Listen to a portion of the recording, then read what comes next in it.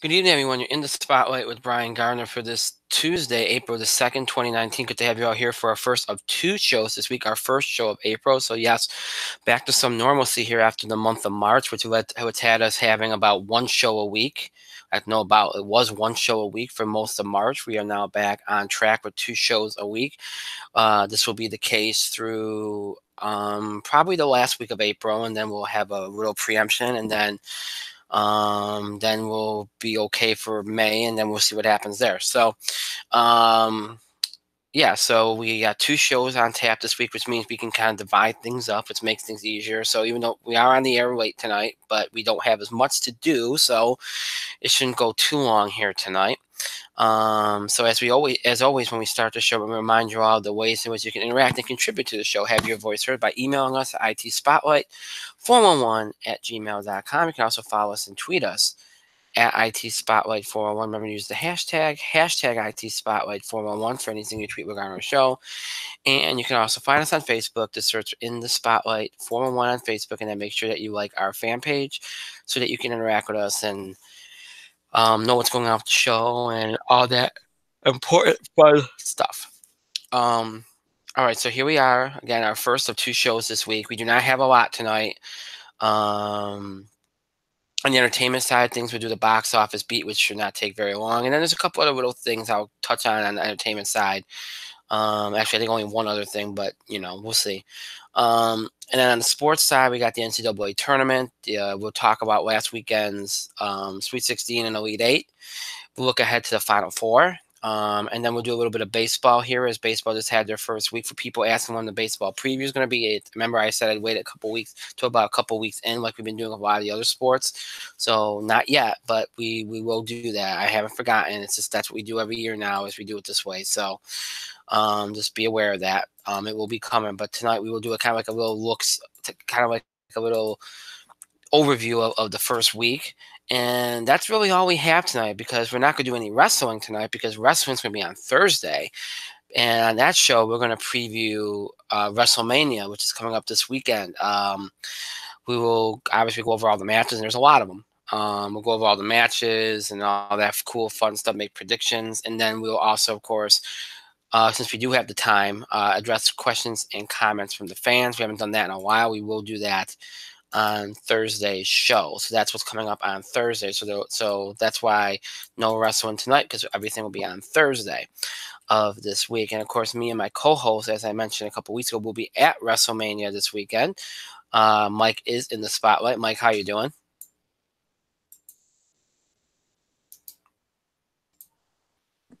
So why aren't we doing the wrestling show tonight? Why on earth would I do a wrestling show tonight when we have two shows and Thursday's the closer, and there could be some things that happen between now and Thursday that might impact as far as like adding to the show? Because I won't be there Thursday. Well, you should have said that then. I can't change it now on the fly. Ah, Brian, you are incorrigible. Also, a Okay, jackass. it would have been helpful to be like, hey, you know what? I hope you're not planning on doing a show Thursday, because I'm unavailable on Thursday.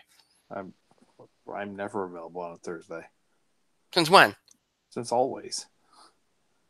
We did two shows back in February and you were here on Thursdays. No, it wasn't. Yeah, you were. No, it wasn't. Well, you don't have an excuse now, don't you? Do you? I Really? I don't have it. I do have an excuse. I'm not doing Thursdays. Oh, But Jesus. you know what? I might make an exception just Oh, this once. oh, jeez. Just this Wow. once. Just this once. Well, in another month, you might have to make more than one exception if you really want to be serious. But What? uh, What? What? anyway. That's for a later time. That's for a later time. Oh, there is going to be more than one conversation to be had then, good sir. Well, so certainly if there's compensation involved, you might be more interested. Um, There will be conversations to be had. and just anyway, I'm just having some fun, Mike. But there are some things that we have to work out with this. But listen. Um, okay. Wow. Thank you. Wow, that's interesting. One of our fans just sent me a link to something that I didn't even know I wanted to see. Okay. Ah, that's good. Okay, that's awesome.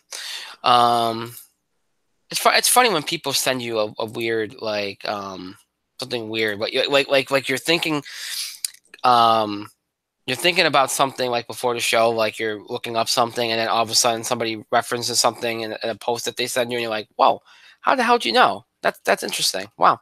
Um, People know my birthday's coming up, so that they're all sending me stuff. Sure. Um, they're sending me stuff. It's nice. People know these things. Uh-huh. They do. It's nice. Um, all right, so like I said, Thursday we'll do all wrestling. We are going to be at WrestleMania this weekend. I don't know. We might do something during the weekend, maybe a quick thing. I don't know. Probably not, because I always say I'm going to do this stuff, and like, I never do, because I don't want to get on my soapbox because I don't want to go too long here. But I'm of the opinion in this social media era that it takes away from what you're doing when you stop to do something like a video or something. Unless you're getting paid to do it, then I feel like, okay, but I've stopped being so like consumed with like recording and documenting, video diarying, everything. You know what I mean? I think it just takes away from what you're trying to do in the experience. So, but maybe we'll see. But we will be there this weekend, and obviously next week is, WrestleMania is interesting because yes, it's a big deal, but I almost feel like the week after WrestleMania is just as big of a deal because it kind of gives you a direction to where they're going the next year. And there's going to be a superstar shakeup and all these other things. So, that kind of that 2 weeks after WrestleMania is going to really kind of dictate what's going to happen in the next year. And they really have to make some significant changes. They really do, because they're just, it's been a struggle. But we'll talk more about that down later this week. But it's been an interesting WrestleMania season, to be sure. All right, so like I said, Thursday. That now next week, obviously on Tuesday, we'll flip flop things back. So Tuesday we'll do wrestling and sports.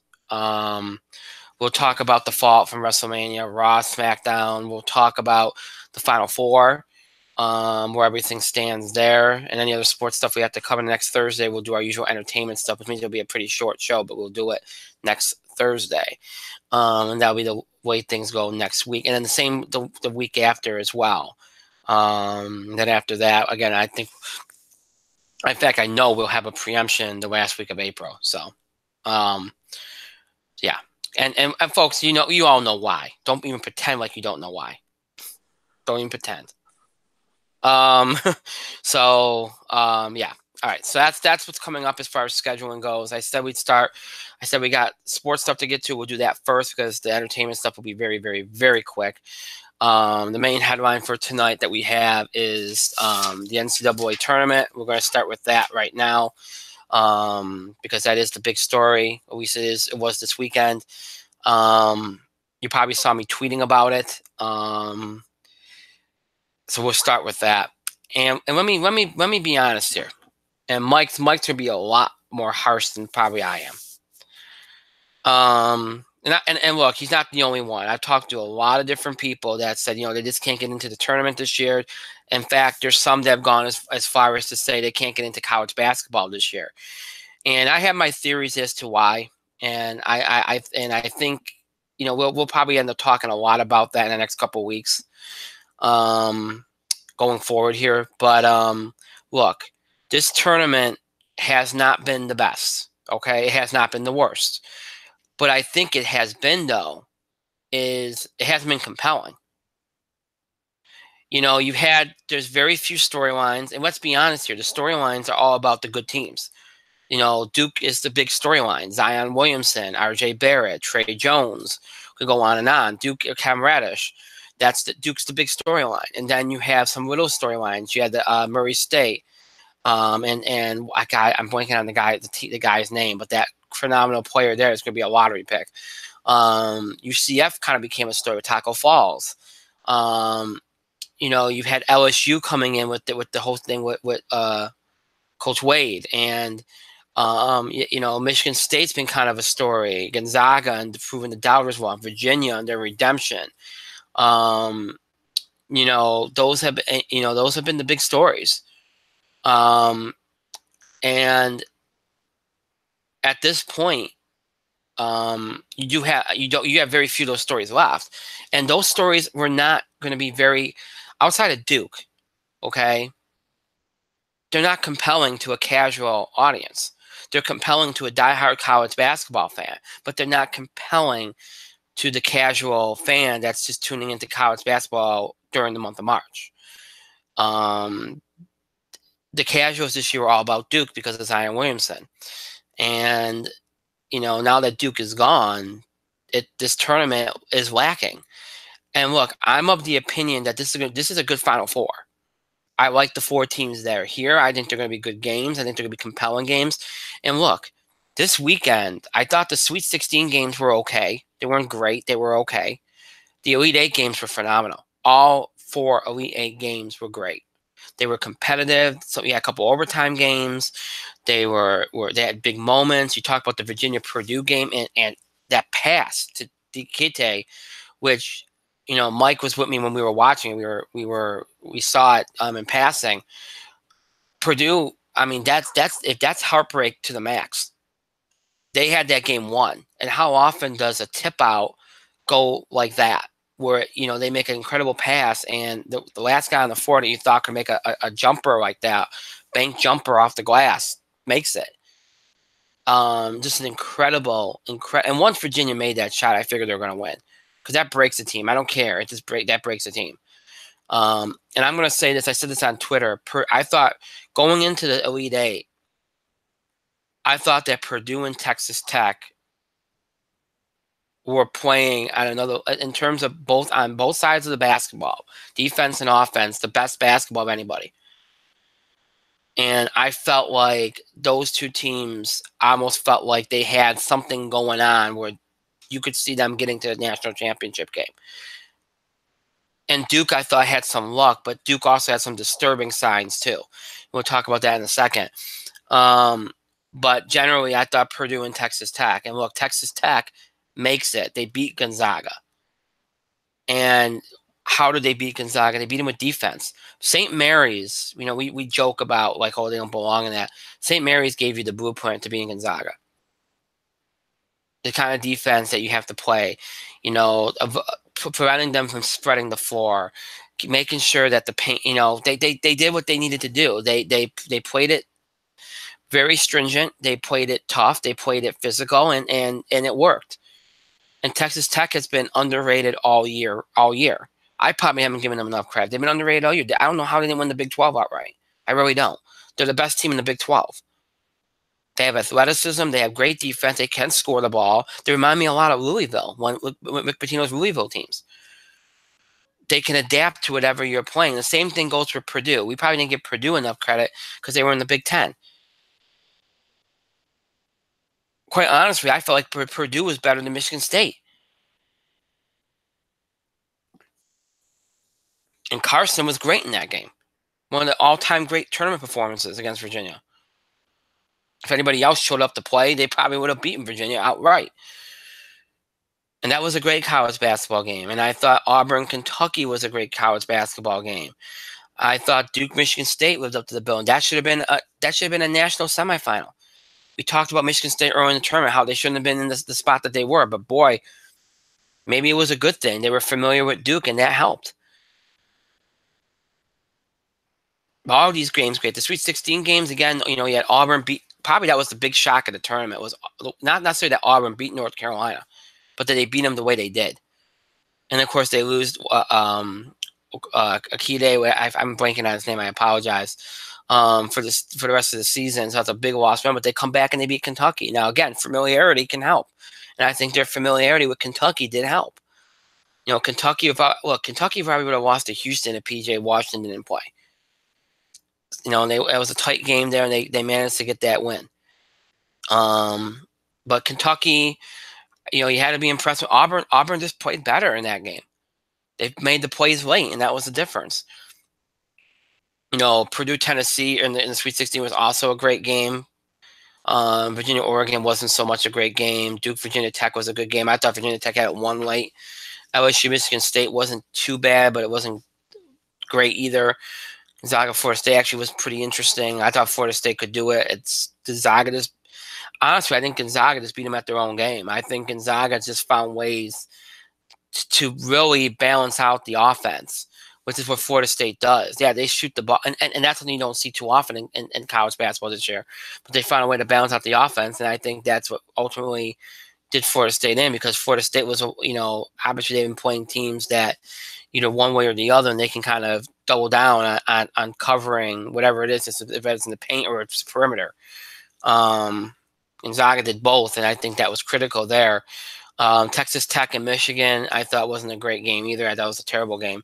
But then again, I talked about the Elite Eight games. Gonzaga, Texas Tech was a good game. Auburn, Kentucky, Virginia, Purdue. And I haven't talked about Duke, Michigan State. And the reason I haven't talked about that is, look, the warning signs were there for Duke. On one level, you can say, well, it's a lot of luck and they got some mojo. And I said that going in. But at the same time, it was a lot of red flags. And you'll recall before this tournament started, before I even saw the brackets, I had stopped thinking that Duke was going to win the national championship. Certainly they were capable. I still kept them on the upper tier of teams that I thought can win a national championship. But then when I saw the brackets, I thought, oh, they got this. They're going to get there. At least get to the Final Four. And I started to feel good that they could do it because of the draw that they got. Well, look, the bottom line is, after I saw what I saw against UCF, and look, that's a scare game. Every team has a scare game. But when you follow it up with what happened against Virginia Tech, and I know Virginia Tech was familiar with them, but still, here's the bottom line about Duke. Okay, you can get on the officiating, which hasn't been really good this tournament in my mind. You can get on missed free throws. You can get on Mike Krzyzewski did a bad coaching job late in that game against Michigan State. The ball, they got away from Zion a little too much. They relied on R.J. Barrett a little too much. You can get on. Oh, you can say a lot of things. Okay. The bottom line for Duke is this: from the time that the conference season started in the ACC, Duke became way too reliant on Zion Williamson. And I know he's the most dominant player on the court. I know he's the best player. Okay? But other guys have got to get better, especially when 3 of those guys are lottery picks. There's no reason for them to, in my mind, regress during the season. Because if you look at Duke in the early part of the schedule, in the non-conference, okay, when they were beating teams like Michigan State, when they were beating really good teams in the non-conference, Trey Jones was lighting it up. R.J. Barrett looked on another level. Cam Radish looked like he was on another level. The bench players, the role players for Duke looked like they were on another level. That team looked unbeatable. And then as soon as they hit the ACC, something went wrong. I don't know what it is. I don't know if they got complacent. I don't know if it's like the other guys just stopped working. Now, you look in the box scores, yeah, there's games where you see R.J. Barrett had over 20. Most games he did. You see games where Trey Jones would have a 15-point game. But when you watch the games, you saw these guys almost regress. And then when Zion gets hurt, obviously they were a different team. You think that during that time, these other guys would step up, which they did to an extent, but you think they'd get better. They didn't. And that's real. I mean, in the ACC tournament, they didn't play bad, but if it wasn't for Zion and RJ just, doing just enough, they wouldn't have won the ACC tournament.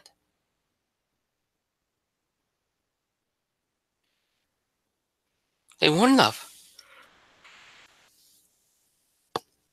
Duke, when you watch them in this NCAA tournament, it looked like Zion and everybody else. And that's not the way it should look.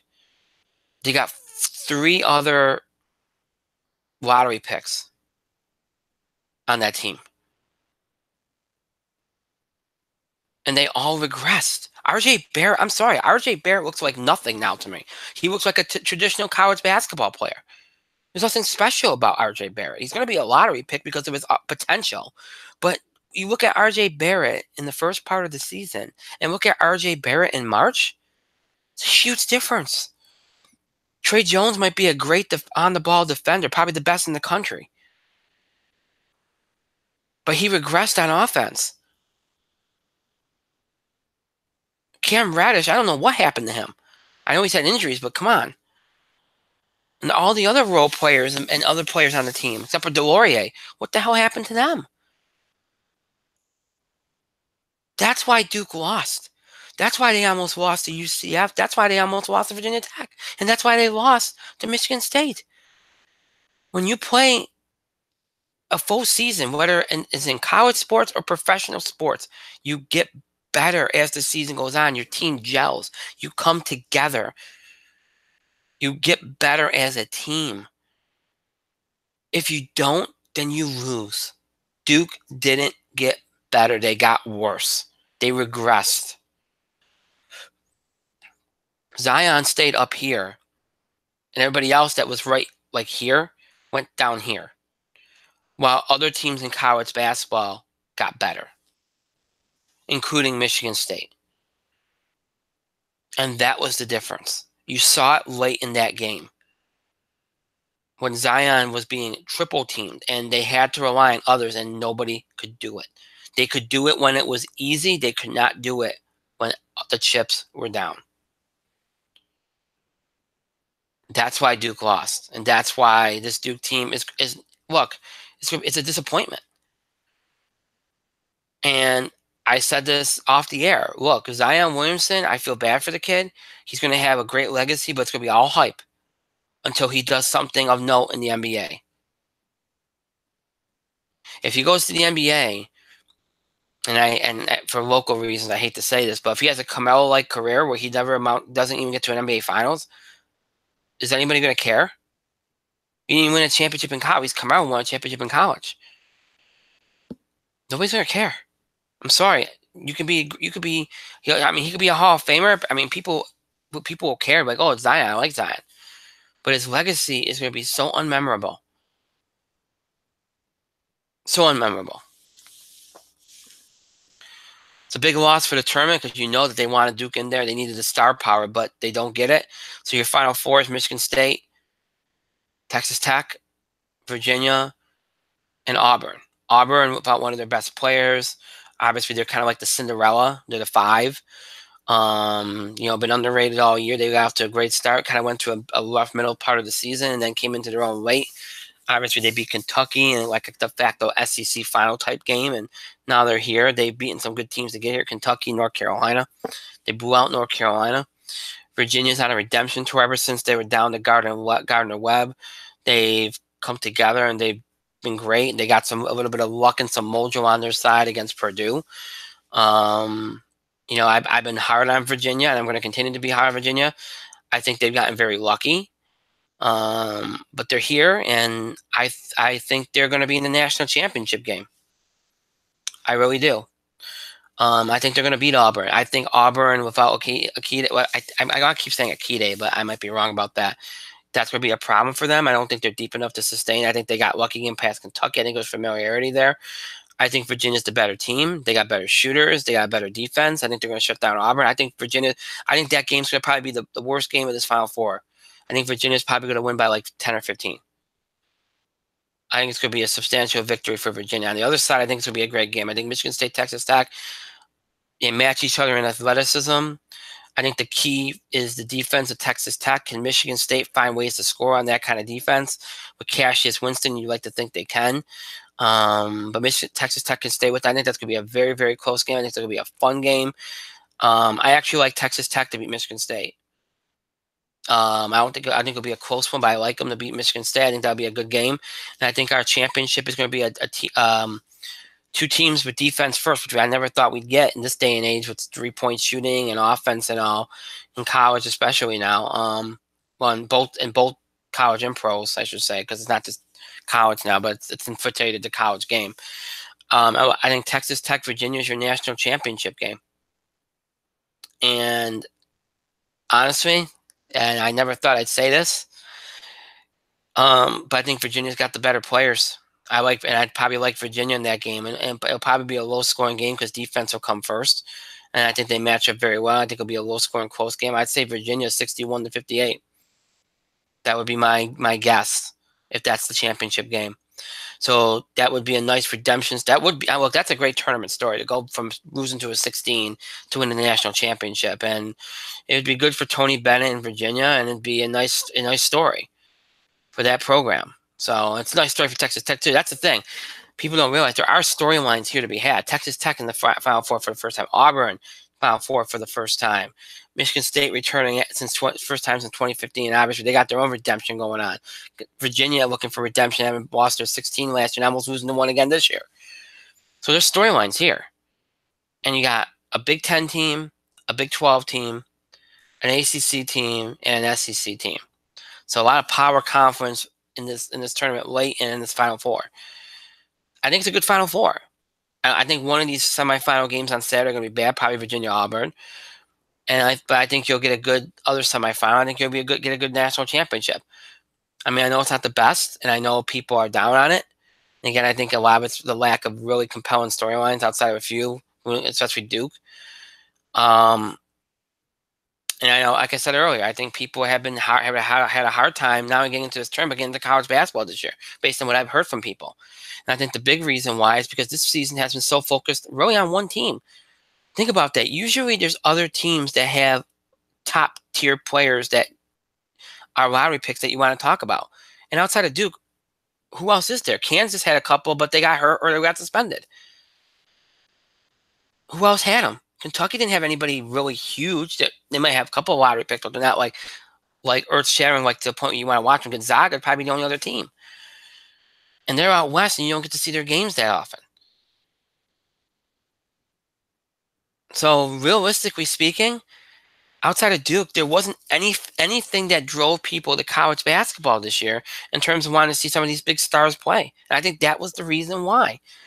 It was all about hyping Duke and Zion Williamson this year, and that turned a lot of people off. And there was nowhere else to turn. There was no other teams to turn to, and I think people just gave up on it this year. And I think that showed in this tournament. I think people cared at the beginning because it's the NCAA tournament, but then no good games, no compelling storylines, and then people started turning it off. And even though you got some good games last weekend, a lot of power conference teams, a lot of blue bloods, people just didn't care at that point. They'd already given up. And you lose Duke, and then what people were left is probably not going to care. And you lost Duke, you lost Gonzaga, you lost Kentucky. That's rough from a rating standpoint. So I think that's probably the reason why there's such a lack of enthusiasm and some negativity in terms of the tournament and in terms of college basketball this year.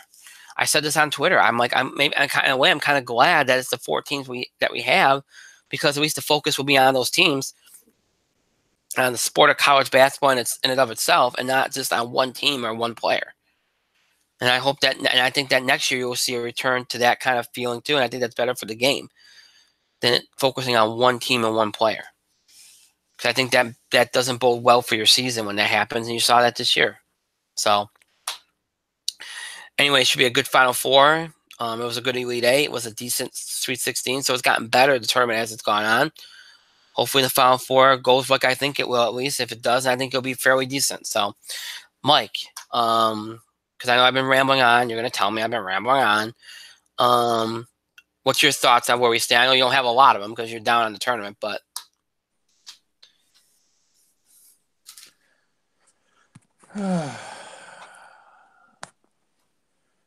Well, I don't have to say you've been rambling on, because you've been rambling on. You know you've been rambling on. Mm-hmm. When it comes to this tournament, I don't care. You know, some of the moments have been there.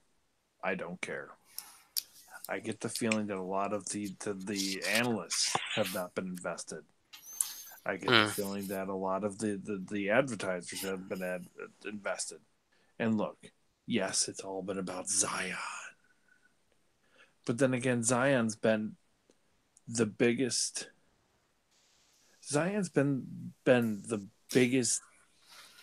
once in a lifetime talent since LeBron James and Carmelo Anthony. Yeah. Yes. and Anthony Davis. He's been the biggest can't miss prospect since then. It's not hard to see why. The dude's a freak of nature. He went to Duke. Should have been a surefire thing. But then Duke lost Zion Williamson. I don't know how that happened, but they did. Oh well. So Duke lost. Oh well. So they're out. And now we're left to Auburn and Texas Tech and Virginia and the Michigan State Larry Nassers. So we're left with a team who should have been given the death penalty for their doctor, their athletic department, turning a blind eye to one of their physicians touching gymnasts inappropriately for years. We're supposed to celebrate this? No. Virginia. I'm going to skip over Virginia. I don't like Virginia. I don't care about Virginia. If you are a Virginia fan, good for you. The year after they made history for being the first 1 seed to lose to a 16 seed, they're in the Final Four. Good. They need redemption. I don't care. I hope they lose. Auburn and Texas Tech. Texas Tech seems to be a team of destiny. Do you know what that means, Brian? Do you know what that means? It means they're going to lose. Means they're going to lose. Auburn, they beat Kentucky because they were familiar. Anyway, but they're going into it a player down. Do you know what that means? Means they're going to lose. Means they're going to lose. So I'm going to be honest with you. I don't care. There is nothing in this. There is no story in this Final Four that I'm drawn to. There's no team in this Final Four that I'm drawn to. There's no story that I want to celebrate. I'm not a fan of Virginia. I think their style of play is boring as shit. And it has been boring as shit. I know they've got seniors. They're not going to be as good next year. Good. Good. I hope Texas Tech and Auburn wins. Someone new.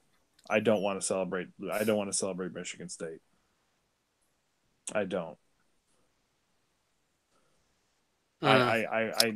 Michigan State should have been blackballed. Michigan State shouldn't be in this position. The fact that they are shows a critical failure in NCAA. And look, I know the argument is we shouldn't punish the kids, and we're not. We shouldn't punish the kids. We should punish the program. We should punish the school. Unfortunately, as a byproduct of punishing the school, we have to punish the students that attend the school. You know what my argument to that is, right? What? If you punished them when this all went down, these guys could have had a chance to transfer out to another school. You should have given them the opportunity. And then they're a Final Four team. They're a Final Four team that shouldn't be a Final Four team because they should have been given the opportunity to transfer out. They should have been given the death penalty. But here we are, as a failure of the NCAA. I am not invested in this tournament. I don't care about this tournament. I'm sure you're not the only one. I know I'm not the only one. You can look at the ratings. Yeah, and look, here's the thing, okay? They're going to have a terrible night on Saturday because there's other things going on. And, but now Monday, here's the thing. When that game opens on Monday, whatever that game is going to end up being, okay, it's going to have a terrible rating, right? If the game ends up being good, if it gets to us, it has a second half that's close and competitive, it'll save it because it's a national championship game. That happens even in any sport, okay? If it ends up being a bad game, then you lose it, and that's it. So Because I said earlier, I think this could be a decent Final Four, but that doesn't mean it's going to bring the numbers. It just doesn't. So what I think is decent doesn't always drive the needle. Okay, just point it that way. So honestly, it's not going to be a very heavily watched on a Final No, Four. And it's look, not that. and No, you know what? If you're one of these fan bases, you know what? You go ahead, celebrate. You deserve it. Don't let my don't let me take away from what you should be celebrating. Go ahead, you deserve it. But on my end, I don't give a shit. I would say And this. Yeah, go ahead. no, I don't give a shit. But that being said, it's not gay. It's not going to drive the needle. If the game on Monday is terrible, it's going to be really, really bad. And Yeah. it's not going to be good. And you know what? It's going to be compounded by the fact that the NCAA has done jack and shit to push the women's game, the women's tournament too. Hmm. Hmm. And they've come under fire lately. Yes, they should. As they should. They have come under fire lately for not pushing the women's game, and honestly, the women has had a more exciting and interesting tournament. I'd say the last couple of years they've had a much better tournament. I mean, not, I mean, some years the men's tournament has still been more exciting, but it's gotten a lot better than it used to be. It's not all chalk. So. Honestly, well, I mean, after the women's tournament for the last like decade has been all chalk. It has been Connecticut, Connecticut, Connecticut. It was Tennessee before that. It was Tennessee, Tennessee. It was Connecticut for years and years and years. Hmm. But for the love of God, last year there was finally somebody who broke through, and two magical moments Hmm. Yeah. created the most excitement that the NCAA has seen since, well, the year before when Villanova, North Carolina had the greatest final in NCAA basketball history. when Ogumbawale had the two game winners in the Final Four and the Final Four game and the national championship game in the winner and for Notre Dame. Good Lord, she Yeah. she had she had the two best moments in college sport last year. Period. End of discussion. Yeah. She had two miracle shots last year, and the fact that the NCAA failed to capitalize on that is a goddamn embarrassment. First and foremost, they should have been pushing the shit out of A, Notre Dame, and B, women's basketball. And the fact that they are been a goddamn embarrassment and pushing the women's game this year has been terrible. So they need to be put under fire for it. So, and the fact that the women's basketball tournament has been so much more interesting than the men's this year. It A needs to be stated, and B they need to come under fire for it because they need to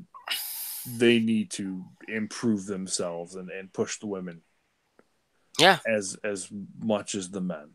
I 100% agree At with this you. point, just because the women don't dunk as much, the women deserve their due diligence.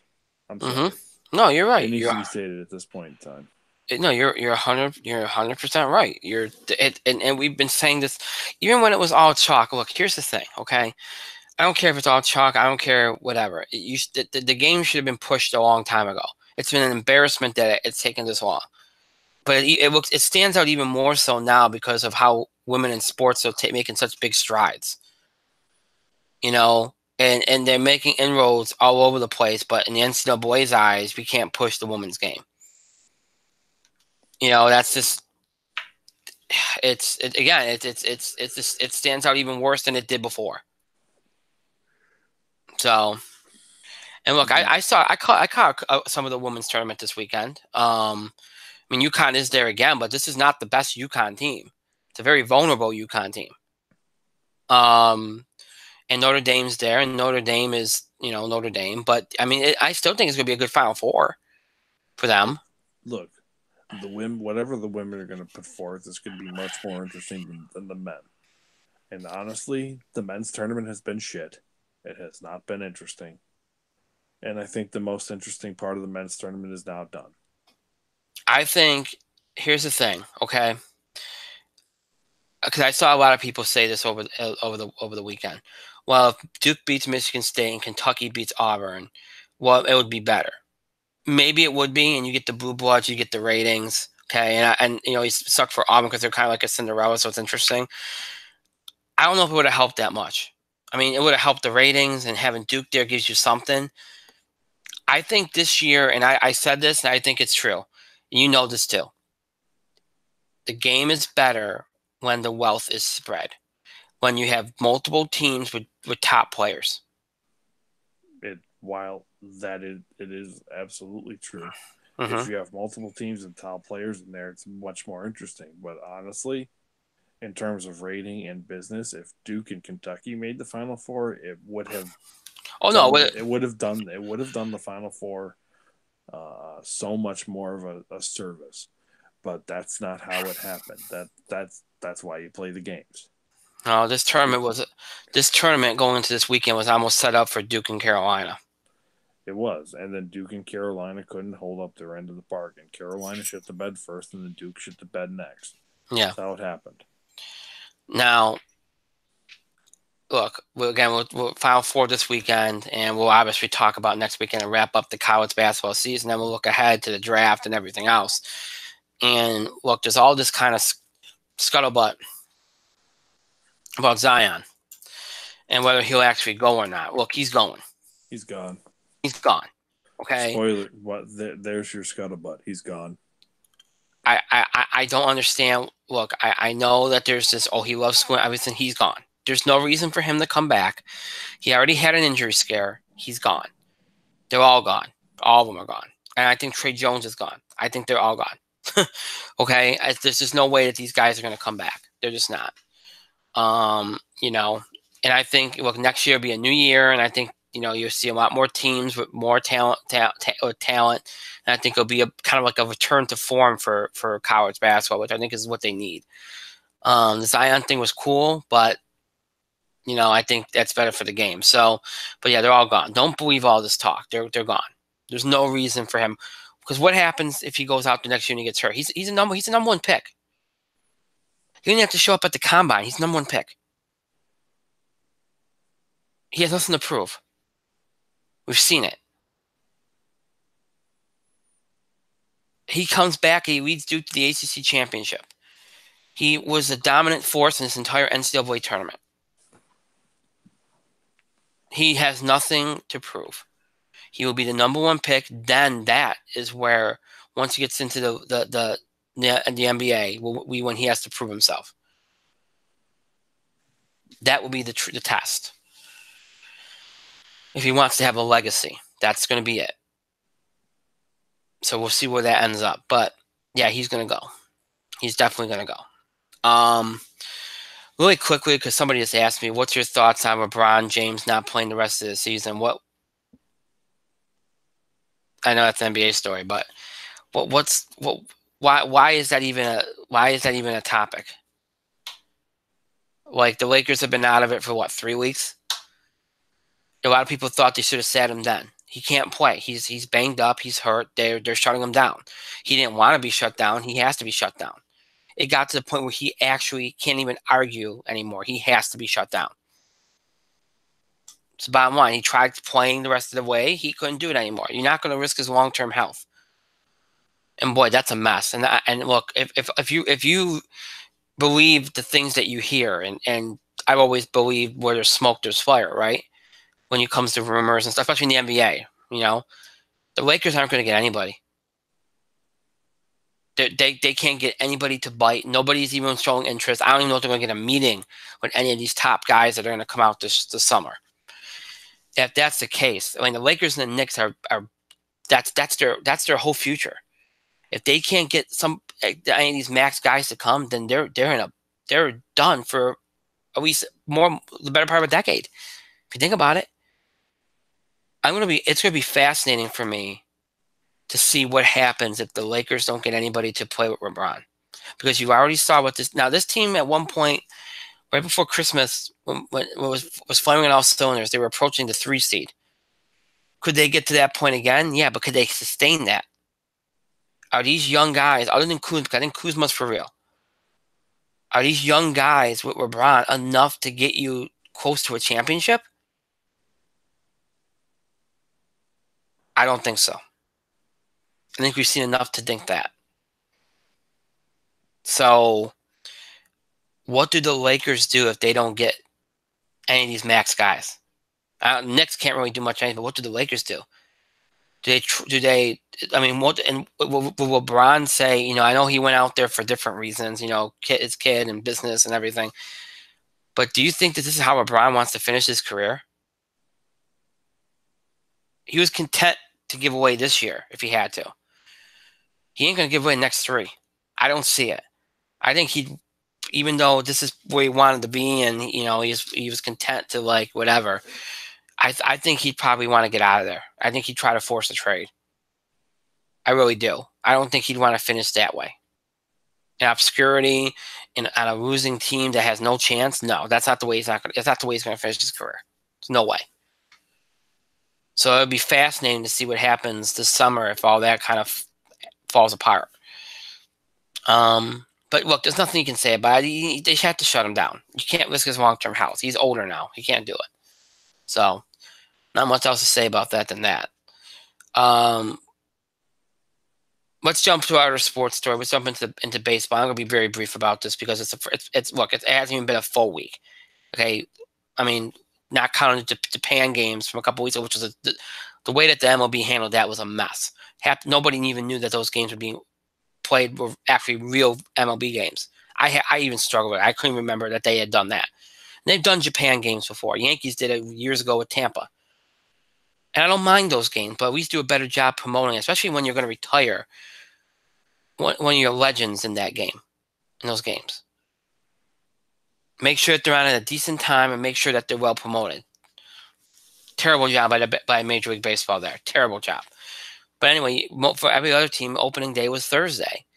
So, and if you know the schedule, you got Thursday and then you had Friday off if you were in an outdoor stadium. And you play Saturday, Sunday, Monday, and now Tuesday. And look, what can be said right now? You can't say anything right now. It's cold weather. We all know how this is. They're going to end up changing everything back. They're going to have to get the season back into April. And even if you have to play games in November, you're going to have to do that. Because doing it this early, look what's happening. These guys can't play in this kind of weather. I know it's only a few week difference, but still. They're not getting enough spring training, and you got guys getting hurt. And the Yankees look like a mash unit at this point. The Red Sox, look at the way they're playing. They can't get out of their own way. And it's not injuries, but they just can't get out of their own way.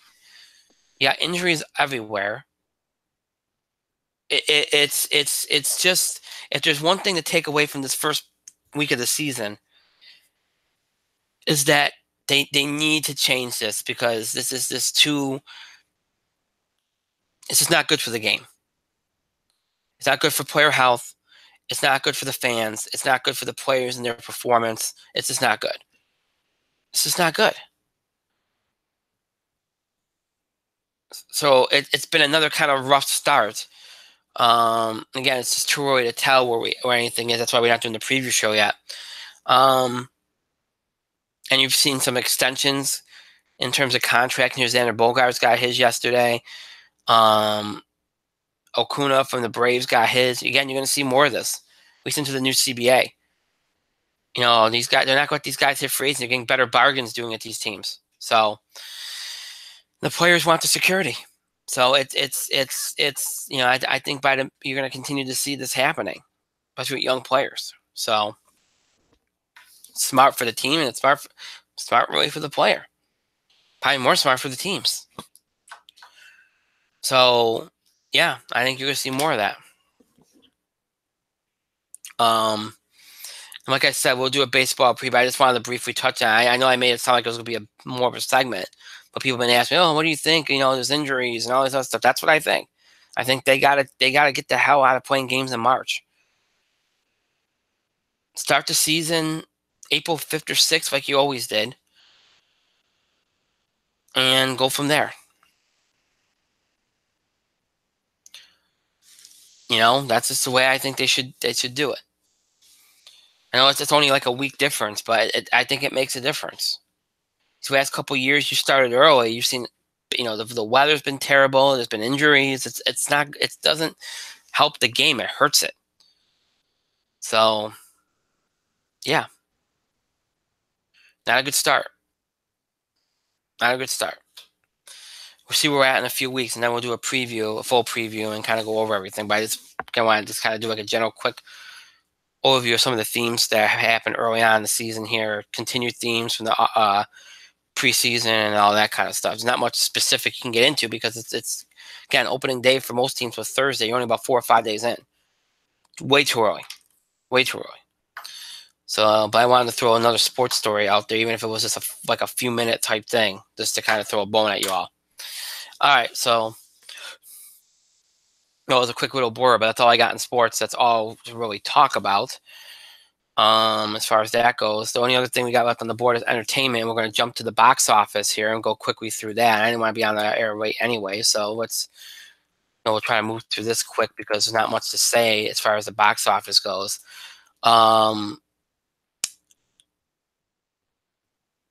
Now, look, this is one of those weekends at the box office where you can either choose to paint it with a negative brush or a positive brush. If you paint it with a positive brush, you look at this as Us, even though it dropped 50%, 53%, holds strong at number 2 with 33.2 million, which is tremendous for the last week of March. Or you can mention Captain Marvel holding strong in third at 20.6 million, a 39% drop off. That movie will be hitting $1 billion tomorrow. So another a success story for the MCU.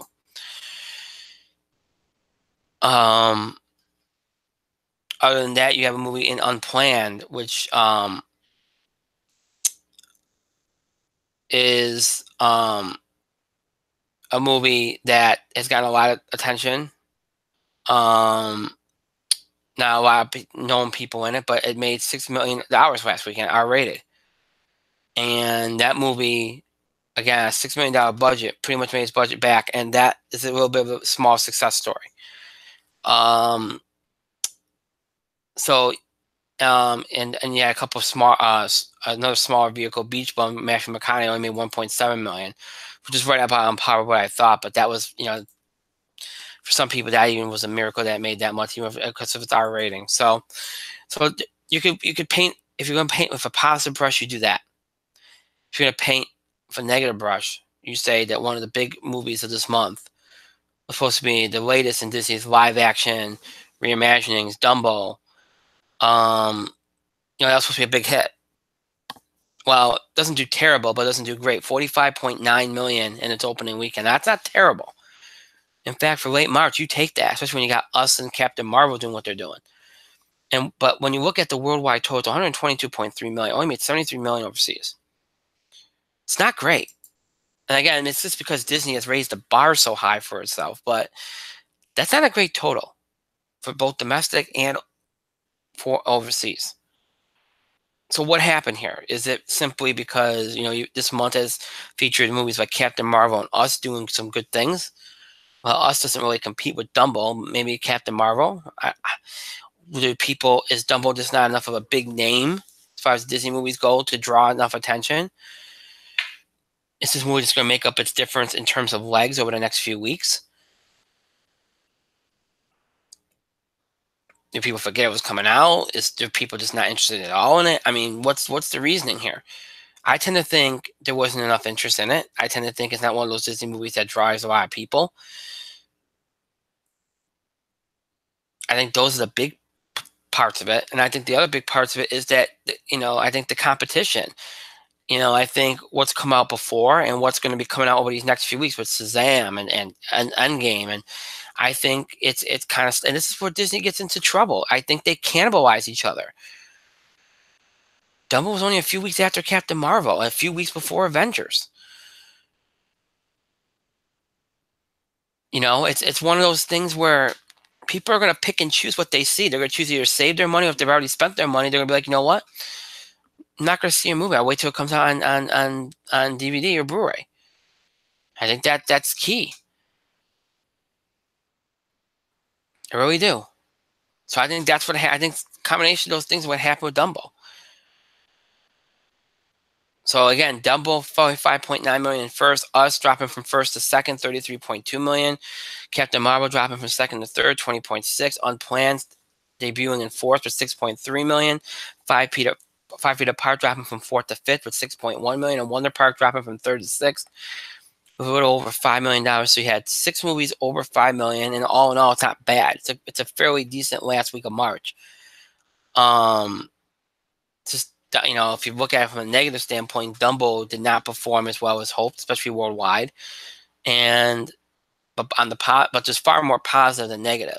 Captain Marvel, Us, Unplanned, far more positive than negative here. But you can paint it either way if you want to look at overview of it, because you always look at that number one movie as the pace runner, if you will, that movie that leads the pack. And that movie that was leading the pack this weekend disappointed in some ways. So that's how you can look at that through that prism. You paint this with a negative brush. If you don't look at it from that prism, take it all as a whole, it's more of a positive look. Well, March concludes, and now you look at April here. And the first week of April, you got 3 new releases, including the biggest release, Shazam, an action film from Warner Brothers' new line, opening in 4,100 theaters, starring Zachary Levi, Mark Strong, Digimon Hansu, and Adam Brody. It's already gotten a sneak preview release, which got good reviews, good word of mouth, good momentum. The film's gotten, again, a good reception. I expect it to do very, very well.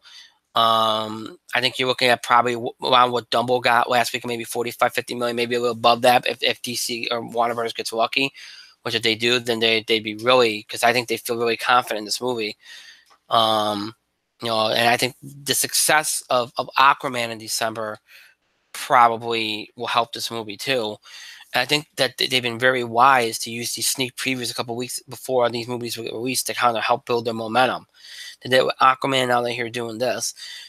Could this movie do better than 40, 45, 50 million? Sure, not much better. I think probably 60, 65 is the max, but if it ever hit that, I think they'd be ecstatic.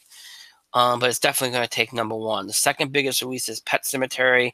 This is the 2019 version of that film. It's a horror film from Paramount, opening in 3,400 theaters, starring John Lithgow, Amy Semites, and Jason Clarke. R-rated.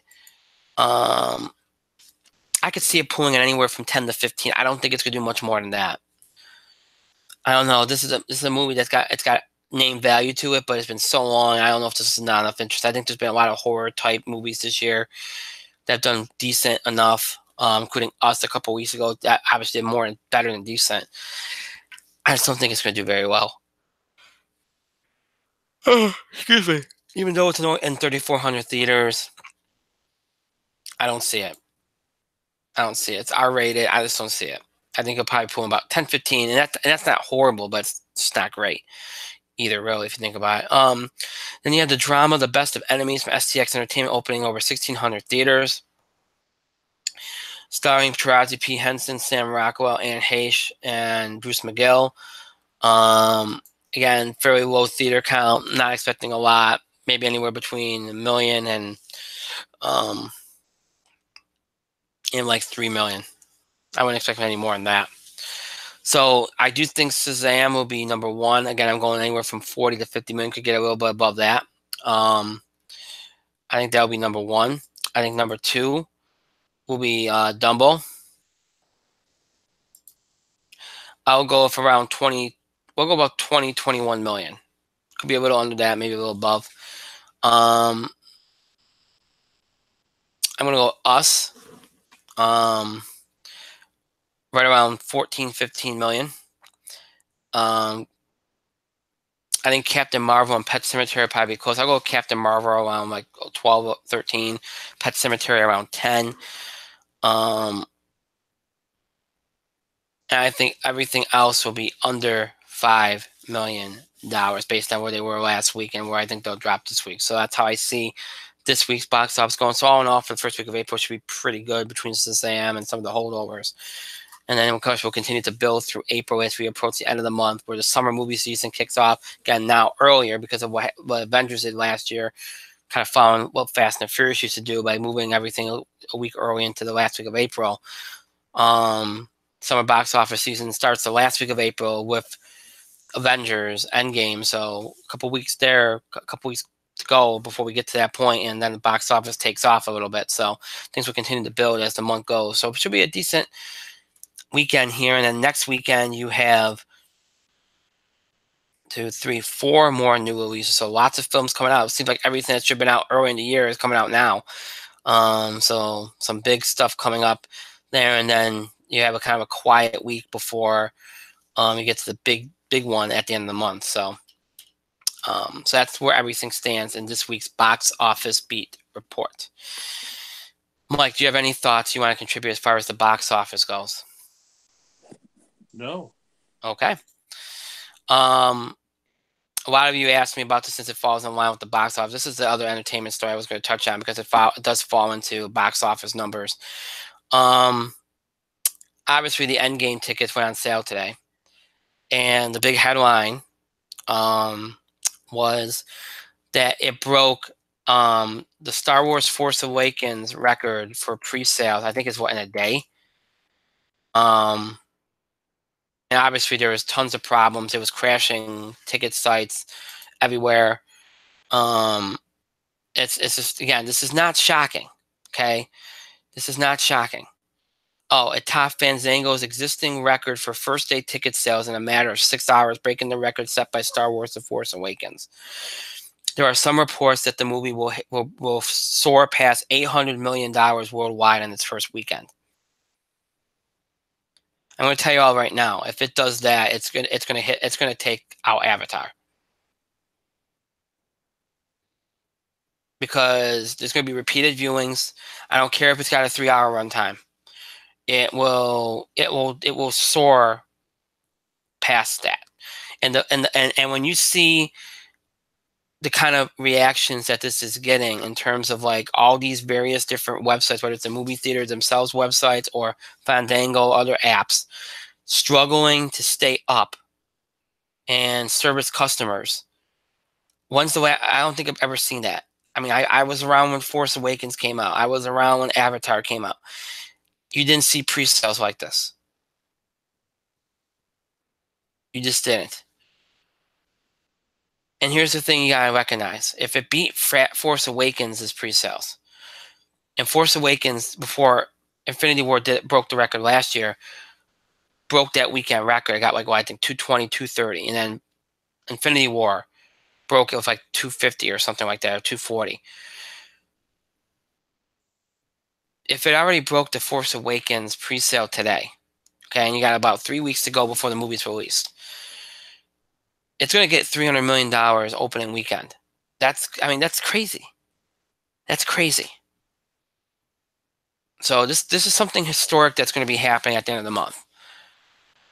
And you're going to hear a lot of people in the aftermath say, "Oh, this is bad for Hollywood." And you know what? To them, I say, "Screw you. It's not bad for Hollywood, because it's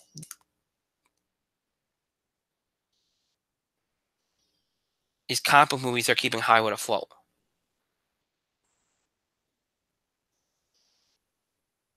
They really are."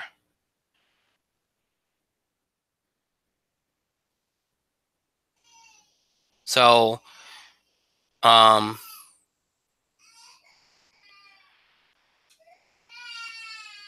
Mike, any thoughts?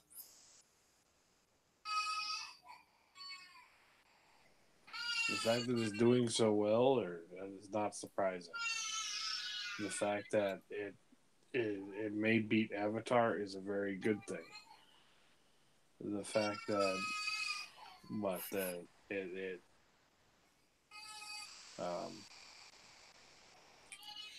what that what the people are upset that, oh, it may hurt Hollywood. It is. It's keeping Hollywood afloat at the moment. They're the biggest grossing movies in Hollywood, more or less, other than Disney movies, and they are Disney movies. So, what's the big issue here? So, I'm not seeing the big problem here. I'm not seeing the big problem here at all. So,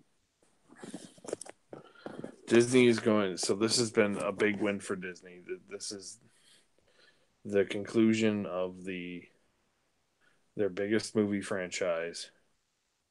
So what? um, they're gonna make a shit ton of money off this movie. They're looking at what $800 million first weekend worldwide, which is ridiculous. They're looking at $1 billion. Excuse me, $1 billion. My tablet's falling down. $1 billion overall, which is crazy. Maybe for the first weekend. That's unbelievable. So you know what? If you can make it, make it. Sure. So I don't know. I really don't have an awful lot to say about it. But I know Brian had to go deal with some stuff. So yeah. So people are going to be complaining, but there are more important things about Hollywood to complain about. Like the fact that the Green Book won the Oscar. What a racist movie that was. I don't know. I don't know. I really didn't have extra to say about that.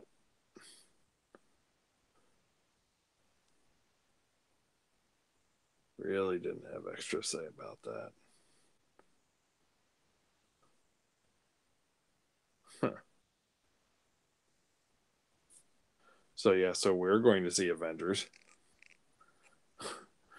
I wonder, did you all get your tickets to see Avengers? I imagine you did, because we probably will not have a show that night. Yeah. Also, there was a new trailer today. Spoilers.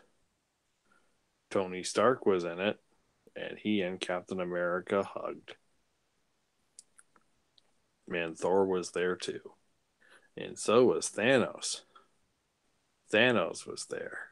People were excited to see Thanos. And Rocket Raccoon. And Nebula. And Pepper was in it. Yes. So it was a thing. So, yep. So if you want to see the Avengers trailer, you can go online, preferably after the show. I don't know. I wasn't prepared to kind of go on and talk. Rambling's more Brian's thing. So yes, go watch the Avengers trailer after the show. It's going to make a lot of money. It crashed some sites. Uh, yeah. Also, go watch Spider Man. It was super good. Into the Spider Verse was a good movie. Yeah. Yeah, it was. I'm getting tired. Hmm. Anyways, I'm not sure what else we have to talk about. What other big Hollywood stories there were. Let me quickly check.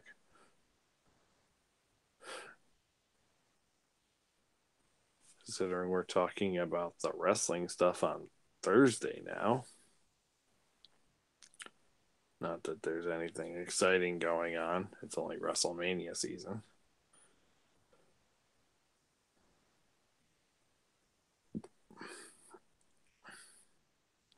Also, Kevin Feige says Avengers Endgame may not be Stanley's last cameo. Spoilers, he's got another few. Um, there was a poster released for the Joaquin Phoenix Joker movie. Spoilers, it looks awful. The teaser's coming tomorrow. Um, if you are going, if it's going to be disappointing, in my opinion. Nothing about that movie looks interesting. It wants to be the Nolan character piece, but it's not going to be very interesting. But hey, I wish it all the best. Taika Waititi is confirmed to direct the live-action Akira film. Oh boy, Um, there's a lot going on there. So Taika has signed on to direct Warner Brothers live action Akira film. So you're gonna have a giant guy going Tetsuo. um, yeah. All of the Guardians are happy that James Gunn is coming back. That is not surprising.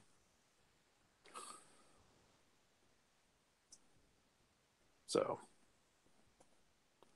everybody's surprising it's coming back, that he is coming back so soon. Batista. Batista was at the forefront. Apparently, he had said that at the time he didn't speak about it because he was speaking about a person. He had a personal tragedy. He had recently lost a pet, so that's why he didn't tweet more about it or speak more about it, and that is understandable. So that makes sense. Um, Anthony Russo confirmed that Avengers Endgame is 3 hours long. That was confirmed a while ago.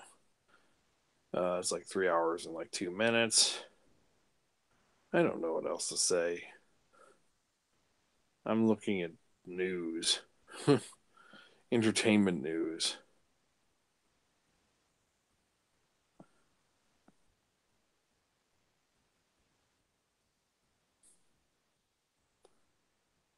Entertainment news.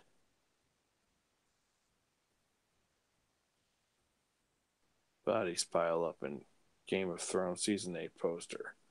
I suppose if you like Game of Thrones, that may be exciting for you. I don't care.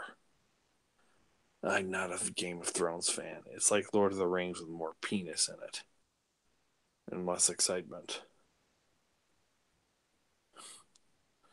Not a fan. I don't know what else to tell you guys.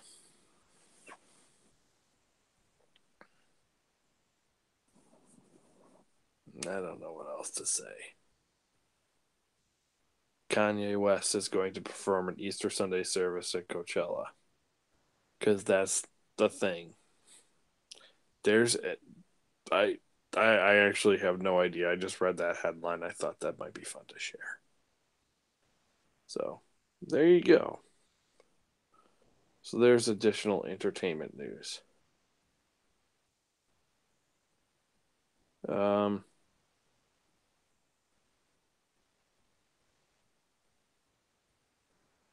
I don't I don't know what else. Let's see.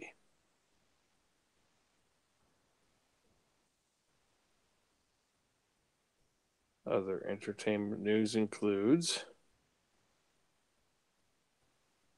because I don't know how we top Kanye West performing an Easter Sunday service at Coachella.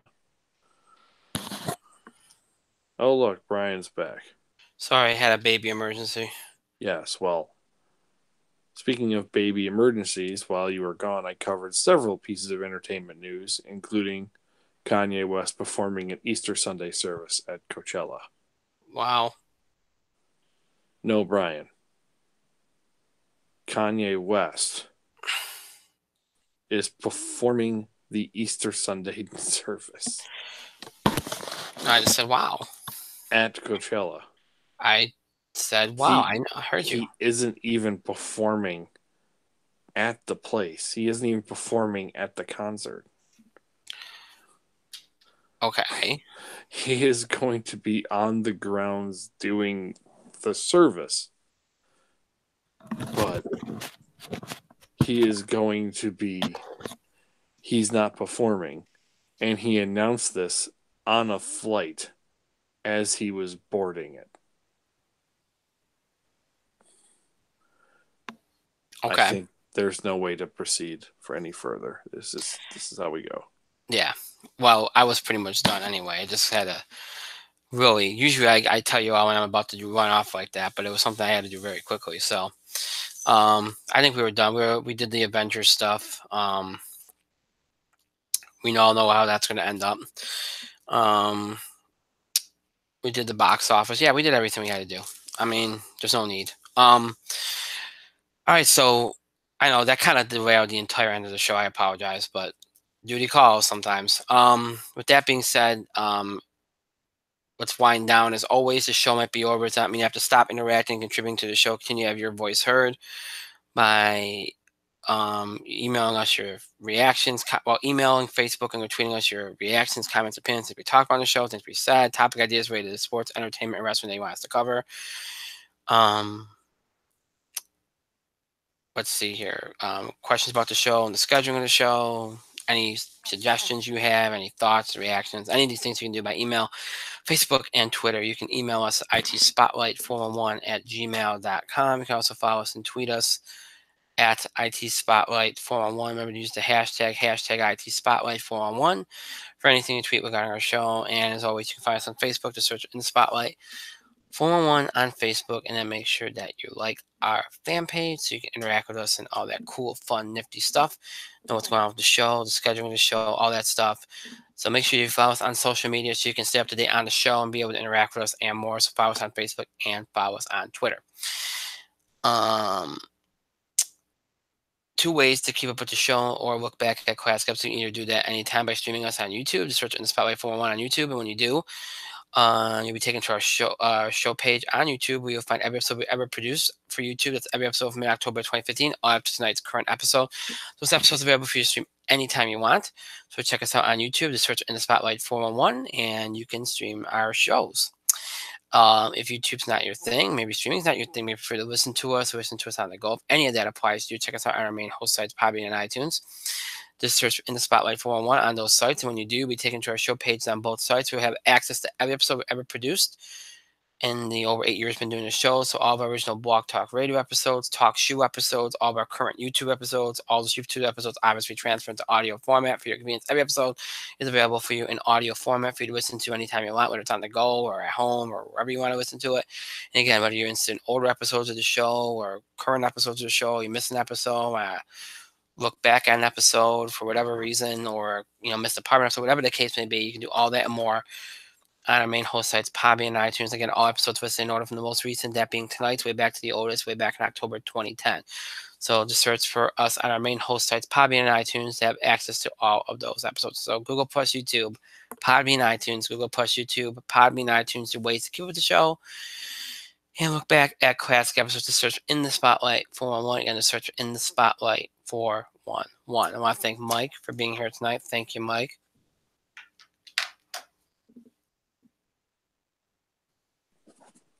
Is it time for bed? Probably.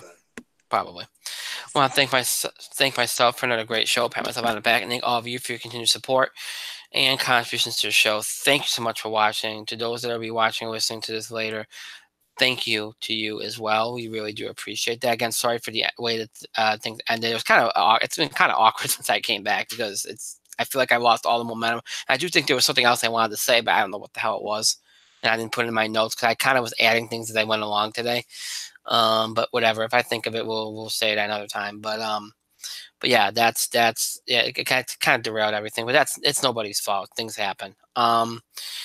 So yeah. But that's it. Again, we have another show this week, back in our 2-show-a-week schedule here. Thursday night, 10 o'clock Eastern time, we'll be doing our WrestleMania preview show. We'll preview all the matches. Questions and comments from the fans. If you have a question or comment, you can submit it either before the show or during the show by email, Facebook, and Twitter. So please remember that.